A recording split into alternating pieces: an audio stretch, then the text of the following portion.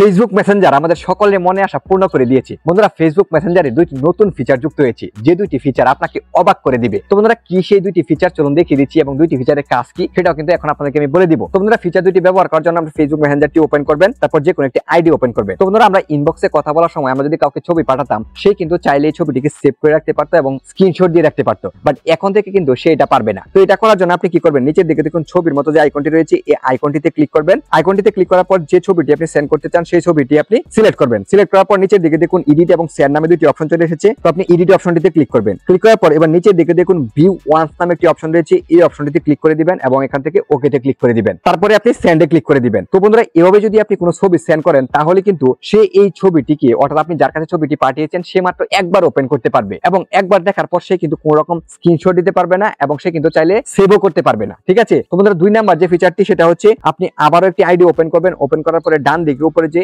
আয়ের মতো যে আইকনটি রয়েছে, এই আইকনটিতে ক্লিক করবেন। ক্লিক করার পর একটু নিচের দিকে আসলে বন্ধুরা, এখানে দেখতে পাবেন ডিজ অ্যাপিয়ারিং মেসেজ নামে একটি অপশন রয়েছে। এই ডিজ অ্যাপিয়ারিং অপশনটিতে ক্লিক করবেন। এখানে দেখতে পাবেন আপনার কিন্তু একটা অফ সিলেক্ট করা থাকবে। তো এখান থেকে আপনি 24 আওয়ার সিলেক্ট করে দিবেন। তো বন্ধুরা, আপনি যদি এটি সিলেক্ট করে দেন 24 আওয়ার্স, তাহলে আপনি যে আইডিতে কথা বলবেন সেই আইডিতে যে চ্যাটগুলো করবেন, ঠিক 24 ঘন্টা পরে সেই সকল চ্যাটগুলো কিন্তু অটোমেটিক্যালি ডিলিট হয়ে যাবে। তো বন্ধুরা, ইনফরমেশনটি ভালো লেগে থাকলে অবশ্যই একটি লাইক করে দিবেন, আর এরকম ইম্পর্টেন্ট টিপস এবং ভিডিও প্রতিনিয়ত পেতে আমার পেজটিকে ফলো করে রাখতে পারেন।